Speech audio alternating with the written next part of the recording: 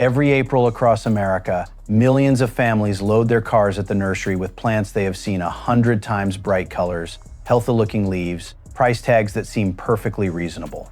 Nobody hands them a warning. Nobody pulls them aside. The plants go home, go into the ground, and life continues.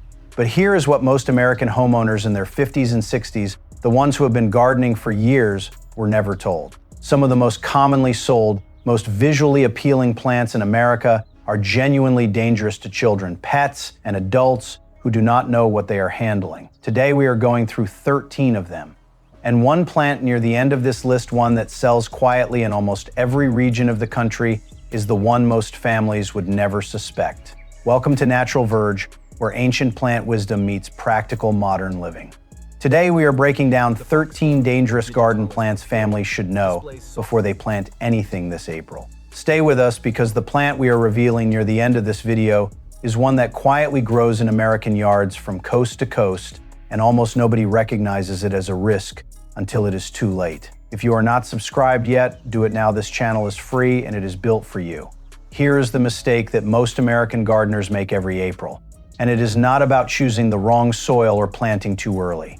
The mistake is simpler and more expensive than that. They walk into a nursery they choose based on color and label, and they assume that if a plant is being sold openly in a mainstream garden center, it must be safe. That assumption is wrong. In the United States, there is no federal requirement for nurseries to label plants as toxic to humans or animals at point of sale. A plant that can send a child to the emergency room can sit right next to the tomato starts with nothing on the tag but a watering schedule. This video is not about fear. It is about the 14 seconds of knowledge that changes how you shop, how you plant, and what you allow near the people and animals in your home. Every plant in this list is commonly available. Everyone has been planted by well-meaning American homeowners who simply were not told. That ends today, by the end of this video, you will have a working knowledge of 13 plants your family genuinely needs you to understand before April is over.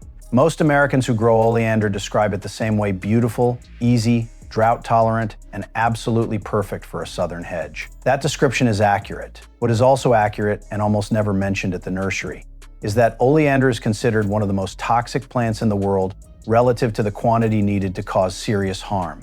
Every single part of the oleander plant contains cardiac glycosides compounds that can cause severe irregular heartbeat, vomiting, and in serious ingestion cases, life-threatening cardiac disruption. This is not a plant that causes a mild stomach upset. It is a plant that American poison control centers take seriously as one of the most common plant-related call sources in warm states. Oleander thrives across USDA zones 8 through 11, meaning it is at home across the entire American South, the Gulf Coast, the Southwest, Southern California, Arizona, Texas, and Florida. In the Pacific Northwest, it is grown in protected spots, in zones 8A and above. The most commonly planted varieties are Nerium oleander in the standard single flower form, and Petite Pink and Calypso, which are smaller shrub types sold widely at Home Depot, Lowe's, and independent nurseries across the South and West. The mistake most American homeowners make with oleander is treating it as a background plant that children and pets simply ignore. Dogs and cats are both highly susceptible. Children who handle the branches and touch their mouths without washing their hands are at meaningful risk. Smoke from burning oleander cuttings is itself toxic. Many American homeowners do not. Know that yard waste containing oleander should not be burned in a backyard fire pit.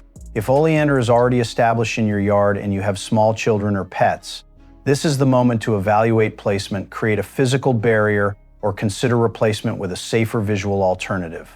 And in the next plant, the danger is hidden behind one of the most beloved cottage garden flowers in America.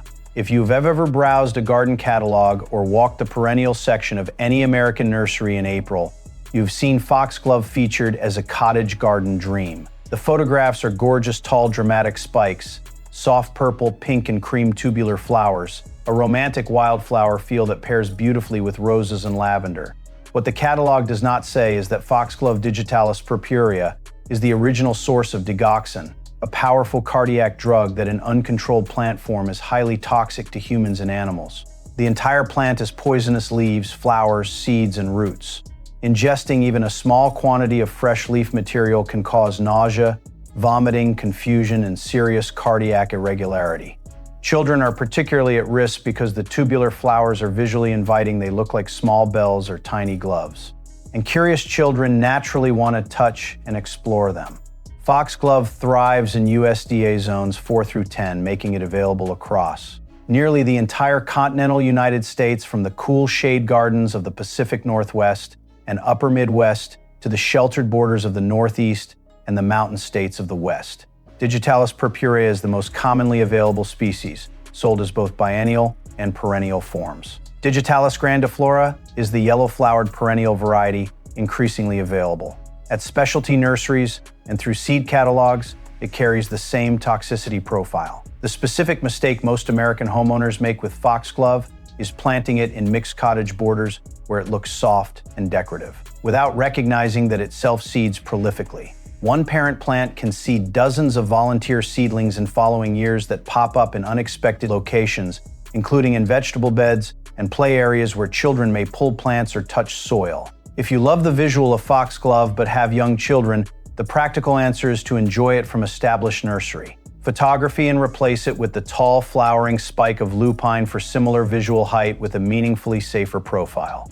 The next plant on this list is one that every American state's nursery industry sells in massive quantities every spring, and almost none of them mention what it does to cats. Lantana is one of the best-selling summer color plants in America. Walk into any garden center between April and July, and you will find it in hanging baskets, in 4-inch pots, in landscape flats, in every color combination from bright orange to soft pink to deep red and yellow. It is drought-tolerant, heat-loving, long-blooming, and visually one of the most cheerful plants in any summer garden. It is also one of the plants most frequently associated with feline toxicity cases, reported to American Veterinary Poison Control. The berries that Lantana produces, small, round clusters that transition from green to dark purple-black as they ripen, are the most dangerous part of the plant, particularly for children who may mistake them for edible berries. The unripe green berries carry a higher concentration of toxic compounds than the ripe dark ones, which creates an unpredictable hazard across the growing season. Cats are the primary victims in American households, with documented cases of liver toxicity following Lantana ingestion. Dogs show similar vulnerability, though slightly less sensitivity. In children, berry ingestion causes gastrointestinal distress, and in larger quantities can involve more serious effects. Lantana thrives across USDA zones 9 through 11 as a perennial, and is grown as an annual across zones 3 through 8, meaning it is purchased and planted widely across every American climate. Lantana camara is the standard species sold commercially. Lantana monovidensis, the trailing weeping variety used in hanging baskets and landscape borders, shares the same toxicity profile. The mistake most American gardeners make is treating Lantana as a worry-free summer filler because it is so commercially prominent. Its ubiquity creates a false sense of safety. If you have cats that go outdoors or young children who spend time in the garden, Lantana is a plant that deserves a location decision, either placed out of reach of your animals in a controlled section of the yard or replaced with a safer high-color option like pentas or portulaca, both of which deliver similar sun-loving summer color with meaningfully safer profiles. The next plant looks like something you might find blooming in a meadow. It is also invisible for most of the year, and that invisibility is exactly why it injures so many American families. The reason autumn crocus is on this list is not only because of how toxic it is because of when and how it appears, which is specifically designed by nature to confuse you. Colchicum autumnale, commonly called autumn crocus or meadow saffron, produces its flowers in late summer and fall, but with no leaves visible at the time of bloom. The flowers push up from bare ground in September and October with no green context around them. No foliage, no stem structure that would suggest what they are or where they came from. In spring, the foliage appears without any flower, broad, lush. Green leaves that can easily be mistaken by foragers and gardeners for wild garlic or edible alliums. This timing reversal leaves in spring. Flowers in fall is the root of many documented American poisoning cases involving both children and adults who handled or consumed what they believed to be safe wild plants. Every part of the autumn crocus is toxic, containing colchicum, a compound, powerful enough that it has legitimate pharmaceutical applications in controlled doses for gout treatment, but in whole plant ingestion quantities causes severe gastrointestinal distress, bone marrow suppression, and can be fatal without medical intervention. Autumn crocus grows across USDA zones 4 through 8, which includes the majority of the American Midwest, the Northeast, the Mid-Atlantic, and the Upper South. It is sold at specialty bulb retailers and through online catalogs, often in fall bulb collections. And its common name further confuses buyers who may expect something as safe as a spring crocus. Colchicum autumnale is the most common species. Colchicum speciosum produces larger, showier flowers and is increasingly available through specialty bulb catalogs in the Northeast and Pacific Northwest. The specific mistake most American gardeners make is planting autumn crocus in a mixed perennial border or naturalized lawn area where children may encounter the spring foliage, without any contextual signage or memory of what was planted there the previous fall. If autumn crocus is growing in your yard and you are not aware of its toxicity, mark the planting area clearly and ensure anyone who tends that bed understands what it is. The next plant is one that is actively sold in American nurseries, and it is one that deserves an honest legal conversation before you purchase it. We are at the halfway point, and the plant I mentioned at the beginning, the one quietly growing in. American yards from coast to coast that almost nobody identifies as a risk, we have not covered it yet. It is coming. Right now, drop your state in the comments.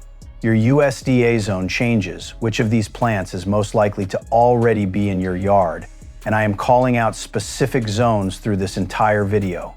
If you are watching and not yet subscribed, here is what that means practically. YouTube will stop surfacing this content to you. Natural Verge releases plant and garden safety knowledge every week, built specifically for American homeowners who want real information.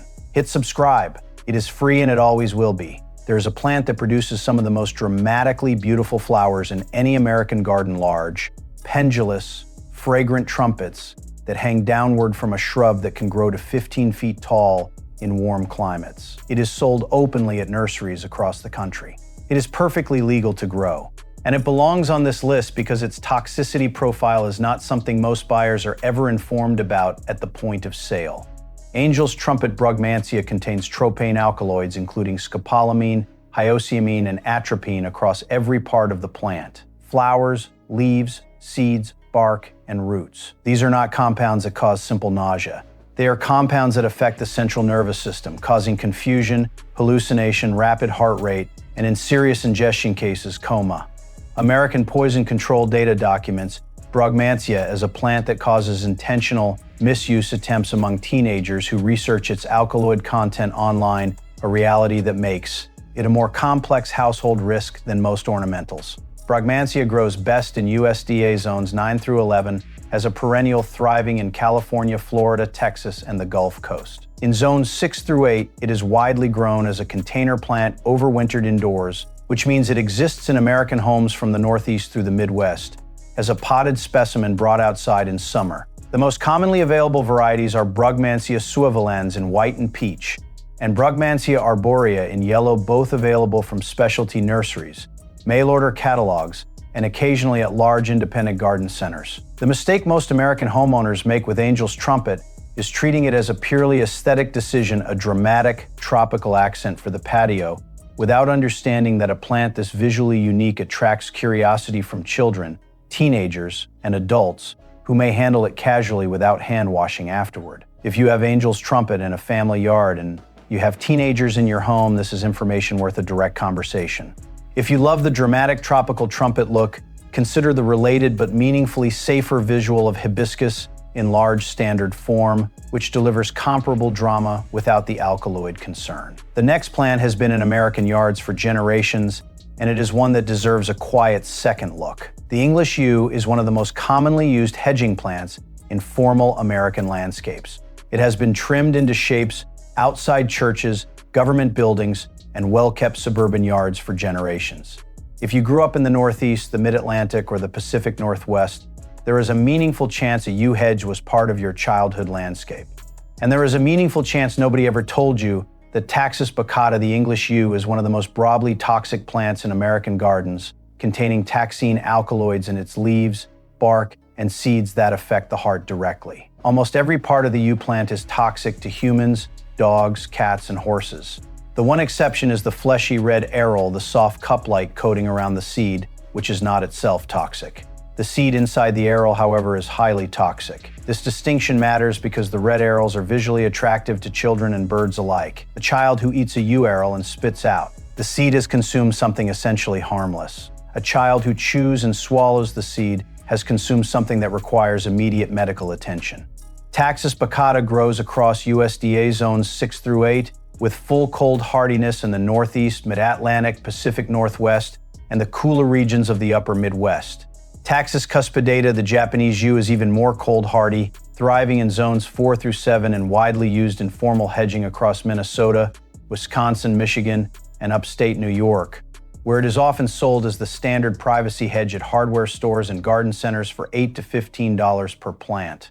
Taxus ex media, the Anglo-Jap yew, is the hybrid most commonly sold in the Midwest and Mid-Atlantic as the dark green columnar landscape shrub. The mistake most American homeowners make with yew is not the initial planting, it is the subsequent assumption that a hedge as established and common as yew must be broadly safe. Petrolated yew ingestion is one of the most consistently documented plant toxicity categories in American veterinary emergency data. If yew hedges border a yard where dogs have unsupervised access, this is worth a practical conversation with your landscaper about replacement timing and safer alternatives. Arborvitae thuja occidentalis delivers comparable evergreen hedging structure with a dramatically safer family profile and thrives in similar USDA zones from 3 through 7, with a current retail value of $15 to $30 per plant depending on size. What comes next on this list is a plant that looks completely harmless. It looks, in fact, like a plant you would actively want in a cutting garden. Most people who grow monkshood describe it as one of the most beautiful plants in any shaded cottage border, and they are right. The tall spikes of deep blue purple hooded flowers are genuinely striking, and in the Pacific Northwest, the Northeast, and the cooler parts of the upper Midwest, Monkshood aconitum grows with the kind of lush, upright presence that makes it a go-to choice for shaded cutting gardens and late summer perennial borders. It is widely sold at specialty perennial nurseries through mail-order seed catalogs, and at farmers markets across the country, sometimes at $4 to $8 per plant for established divisions. What is almost never mentioned at point of sale is that aconitum is considered by many toxicologists to be the most acutely toxic plant commonly grown in American gardens. Its active compound aconitine is dangerous not only through ingestion but through dermal absorption. This means that handling monkshood with bare hands while pruning, dividing, or cutting stems for floral arrangements can allow the compound to move through the skin, particularly if there are any small cuts or abrasions. Symptoms of aconitine exposure include tingling and numbness of the mouth and extremities, followed in more serious cases by cardiovascular effects. Aconitum nipalis is the most common species, a tall, erect perennial reaching 4 to 5 feet that thrives in USDA zones 3 through 7, covering the full Northeast, upper Midwest, Pacific Northwest, and the mountain states. Aconitum karmakali, the Chinese monkshood, blooms later in fall and is cold hardy across zones 3 through 8, increasingly available through specialty perennial nurseries in the Midwest and Northeast. The mistake most American gardeners make with monkshood is not the planting decision itself, it is the handling. Many experienced gardeners have worked with monkshood for years without incident because they happen to follow good garden hygiene automatically: long sleeves, gloves, hand washing after garden work. But a gardener who decides to snap a stem with bare hands for a quick cutting, or who divides the roots without gloves, is exposed to a meaningful dermal risk they were never warned about. The clear practical rule: if monkshood is growing in your garden, treat it as a gloves-mandatory plant at all times. Never handle it barehanded. Never cut stems for indoor arrangements without hand protection. And coming up next, 2 plants that many Americans grow for purely aesthetic reasons, one of which has a history that goes considerably beyond the decorative. Castor bean ricinus communis is sold in American nurseries as a dramatic tropical foliage plant. Its large, deeply lobed leaves in green, bronze, and dark red purple create a striking visual statement in summer borders, and it grows with remarkable speed, often reaching 6 to 10 feet in a single season in warm climates. It is genuinely impressive as a landscape specimen. It is also the plant from which ricin is derived, making its seeds among the most acutely toxic plant material found in any American garden. The seeds of the castor bean plant contain ricin in concentrations that make them dangerous if chewed. Even a small number of seeds poses a serious risk to a child. The toxin is not the issue for a gardener who handles the plant with gloves and practices standard hygiene. The issue is the seed pods, which are spiny, eye-catching, and produced in large quantities and which are naturally interesting to children. Ricinus communis grows as an annual across most of the United States, thriving in zones 9 through 11 as a perennial in Florida, Southern California, and the Gulf Coast, and planted annually in zones 4 through 8 across the rest of the country. The varieties Carmen Cedar Red and Impala are the most commonly available at American garden centers as compact ornamental types, typically selling for $3 to $6 per transplant in spring. If you have young children, the seed pods alone are reason enough to keep this plant out of accessible garden space. Now, to jimsonweed Datura stramonium, which is not typically planted intentionally, but appears as a volunteer in disturbed American soils from coast to coast. It produces large, dramatic white trumpet flowers that are visually similar to angel's trumpet, and spiny egg-shaped seed pods that break open to release numerous small black seeds. Every part of the plant contains the same tropane alkaloids found in brugmansia, scopolamine, and atropine in concentrations high enough to cause hallucination and serious cardiac effects. Jimsonweed grows as a weed across all USDA zones and is particularly common in the South, the Midwest, the Mid-Atlantic, and disturbed agricultural land across the Great Plains. If it appears in your garden or yard, and in many American states it simply does, uninvited, remove it with gloves and dispose of it in yard waste bags rather than composting. Allowing it to mature to seed dramatically increases the likelihood of its return. Coming next, two plants that collectively represent some of the most significant poisoning risks in rural and suburban American landscapes, and one of them grows in a place most Americans would never think to look. Before we get into these next two plants, think of one person in your life, a neighbor, a family member, someone who gardens or forages who would genuinely benefit from the information in this video. Do not send them a message, just send them this link. That one action could save someone years of poor decisions and one genuinely dangerous encounter. Pokeweed Phytolacca americana is a Native American plant so large and dramatic that many homeowners who find it growing along fence lines or at the edge of their property assume it must be useful or at least benign. It grows to 10 feet tall. Its stems turn a vivid magenta pink by midsummer. Its dark purple-black berries hang in long clusters that look, to anyone who does not know the plant, like edible wild fruit. They are not. Every part of pokeweed is toxic roots most severely, but berries and leaves carry real danger, particularly for children who eat the berries, which are visually similar to elderberries and blueberries. Pokeweed grows across USDA zones 4 through 9, with particular abundance in the eastern United States from the Gulf Coast to the Great Lakes, the Mid-Atlantic, and the Appalachian Corridor. It appears without invitation in unmaintained areas, fence rows, and disturbed soil, and it returns aggressively from its large taproot even after cutting. Removal requires digging the entire root system with gloves. Water hemlock cicuta species is a different category of danger entirely. Toxicologists frequently identify cicuta as the most acutely toxic plant native to North America.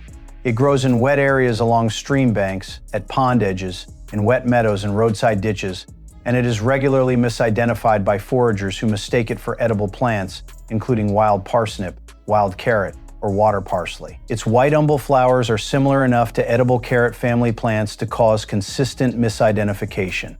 The toxin cicutoxin causes violent convulsions within minutes of ingestion. Cicuta maculata spotted water hemlock is the most widespread species across the continental United States, found in wet environments from USDA zones 3 through 9. Cicuta douglasii covers the western states from the Pacific Northwest through the Rockies. If you have a water feature, a stream, or a wet section of property, identifying whether cicuta is growing there is one of the more genuinely important plant safety actions an American homeowner can take. And now, we have reached the plant I mentioned at the beginning of this video, the one that grows quietly across America that most people never suspect. At the beginning of this video, I told you there was one plant still coming, one that grows quietly in American yards, from coast to coast, and that almost nobody identifies as a risk until it is too late. Here it is. Actually, it is two plants. And the reason they are paired together at the end of this list is that they share the same quality that makes them uniquely worth understanding. They are so visually soft, so romantically appealing, and so closely associated with beautiful spring gardens that their toxicity feels almost impossible.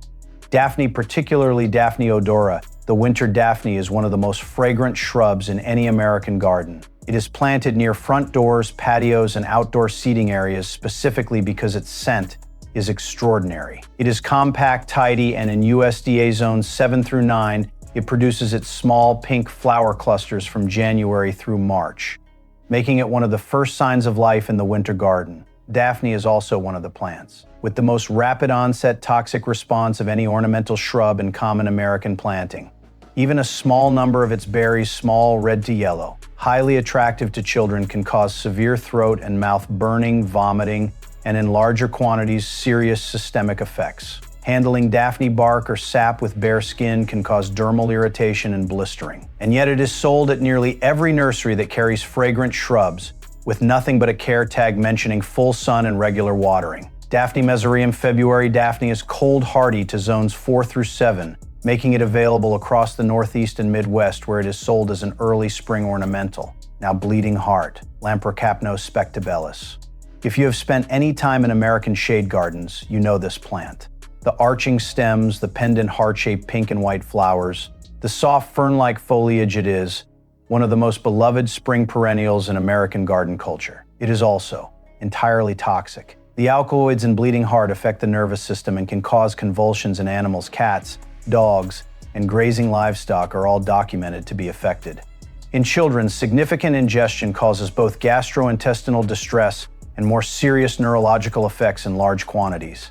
Bleeding heart thrives in USDA zones 3 through 9, making it one of the most geographically widespread plants on this list. It is sold from Maine to Minnesota to the Pacific Northwest, often positioned as the perfect children's garden plant because of its playful flower shape. The practical guidance. Bleeding heart is a plant worth keeping in the garden if you love it, but it belongs in a section of the garden that is understood by everyone in the household as a handled carefully zone. Label it. Know what it is. That knowledge is exactly what this video exists to give you. This channel exists for Americans who have spent enough seasons making expensive or avoidable mistakes they were simply never warned about. If you are in your 50s or 60s, and you have gardened long enough to know that the best decisions come from real information rather than nursery marketing, subscribe right now. Every week, Natural Verge delivers new content that is zone-aware, experience-based, and built for your actual gardening life. Now here is what to plant instead, because the goal of this video was never to leave you with 13 problems and no solutions. For the formal hedge or privacy screen where you as the default arborvitae in emerald green variety is the standard replacement. It grows across zones 3 through 7, reaches 8 to 14 feet in a structured column without pruning, and retails for $15 to $30 per plant at most American garden centers. For the colorful summer annual, where Lantana is the most common choice, Pentas lanceolata delivers the same heat, tolerance, the same butterfly attraction, the same long blooming color, and the same comfort in full American summer sun with a dramatically safer profile for cats, dogs, and children. In zones 9 through 11, it grows as a perennial, with a dramatic tropical foliage effect where Castor bean is often chosen canna. Lily in any of the bold leaf red or burgundy varieties gives you comparable visual scale, summer staying power, and dramatic leaf presence without the seed toxicity concern. Cannas thrive in zones 7 through 10 and are inexpensive, typically $3 to $5 per rhizome at hardware stores and garden centers in April. For the cottage border height and flower spike, where Foxglove is the romantic choice lupine and Russell hybrid form, gives you the same tall spike architecture, the same cottage garden romantic feeling, and a broader color range including deep blue, purple, pink, and white across zones 4 through 8. For the shaded border presence, where Monkshood is the specialty. Choice tall garden, phlox in deep blue or violet delivers similar height and shaded borders across zones 4 through 8 without the dermal toxicity concern. The replacements exist. The information existed before today. The only thing missing was someone taking the time to lay it out clearly. And that brings us to the final section: 3 things most American homeowners still get wrong even after they know every plant on this list. We are not ending here. You can now identify every plant on this list. You know which ones are in your zone. You know which ones to replace and what to replace them with. And you can still get this wrong in 3 very specific ways that most American homeowners make even after they have the right information. Here they are. The first mistake is assuming that removing a dangerous plant solves the problem immediately. It does not. Several plants on this list, particularly pokeweed, autumn crocus, and monkshood, leave root material, bulb material, or seeds in the soil that can produce new growth the following season. Removing the visible plant is the beginning of the process, not the end. With pokeweed especially, full taproot removal with digging tools is required, and even then, monitoring for return growth for a full season is the responsible approach. With autumn crocus, bulbs left in the soil will continue to bloom the following fall with the same toxicity profile as the parent plant. Document where you remove them, mark the area, and watch it for a full growing year before assuming the problem is resolved. The second mistake is buying safer alternatives without checking varietal level details. The broad category replacement recommendations in this video are accurate arborvitae instead of yew, pentas instead of lantana, lupine instead of foxglove. But within those categories, variety selection still matters. Some arborvitae varieties are significantly more deer-resistant than others, which affects their long-term structural integrity in rural American yards.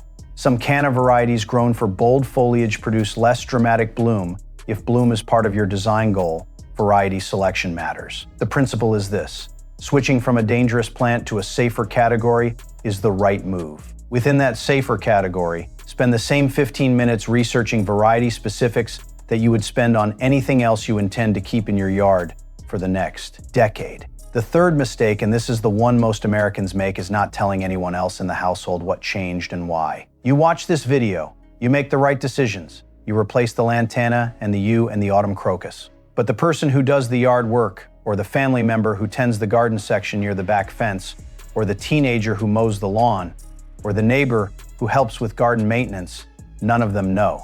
The value of the decision you made today multiplies when it is shared with every person who has physical contact with your yard. That conversation costs nothing. It takes 4 minutes. And it is the difference between a decision that protects your household and a decision that only protects the hours you personally spend in the garden. Now, the honest best fit recommendations split by where you are in your gardening life. If you have never planted any of the 13 plants on this list and you are planning your April garden right, now your path is the simplest. Use the alternatives framework from the previous section as your shopping guide. Bring it to the nursery. Ask questions. Arborvitae, pentas, canna, lupine, and tall garden phlox are your 5 starting replacements across the 5 most common dangerous plant categories, and all 5 are available at mainstream American garden centers right now in April for a combined investment of roughly $40 to $80 for a starter planting. If you have been gardening for years and some of these plants are already established in your yard, your path requires a triage decision. Not every established plant requires immediate removal. An oleander hedge planted against a back fence with no direct child or pet access is a different risk calculation than oleander planted along a front path where neighborhood children walk. A mature yew hedge at a property boundary with no dogs is a different decision than a yew hedge beside a dog run. Use your specific household context, children's ages, pet access patterns, proximity to play areas to decide which plants require immediate action and which can be managed through awareness and placement control while you plan a longer-term replacement. If your goal is specifically to build a family-safe garden that is also beautiful, zone-appropriate, and low-maintenance, build around these 3 principles. First, choose your hedging and privacy structure from the native-safe evergreen category arborvitae, native hollis such as Ilex glabra or Ilex verticillata, and viburnum species, all of which offer genuine wildlife value in addition to structure. Second, choose your summer color from the pollinator-safe annual category pentas, portulaca, native coneflower, and black-eyed Susan, all of which are openly sold, zone-appropriate across most of the United States, and highly rewarding visually. Third, choose your shaded border presence from the native fern and hosta category, both of which deliver the same lush, quiet presence as the toxic shade perennials with none of the safety concern, and both of which multiply freely in American shade gardens over time with almost no intervention. You now have what most American homeowners were never given at the nursery: a real list, real zone information, real alternatives, real guidance on what to do next depending on exactly where you are. One more thing before you go. Every like on this video tells YouTube's algorithm that this information is worth showing to other American families who are making their April planting decisions right now without it. If this video helped you, press like. Not for engagement, because the next family that gets this information in their feed might genuinely need it before they plant something this weekend. Drop your state and one plant from this list in the comments. Tell me which one surprised you most. I read every comment and I call out specific zones in my responses, so drop your location and I will give you zone-specific guidance directly. Think of one person in your life, a neighbor, a family member, someone who loves their garden, who would genuinely benefit from knowing what is on this list. Send them this video, not a message about it, just the link. That one share could protect a family that never knew to look for this information. And if you are not yet subscribed to Natural Verge, you just received zone-accurate, dollar-grounded, experience-tested plant safety information that most channels never put together in one place. That is what every Natural Verge video delivers. Subscribe now and turn on the bell. The next one is already being built, and it is for exactly the kind of gardener who just spent 30 minutes taking their yard seriously.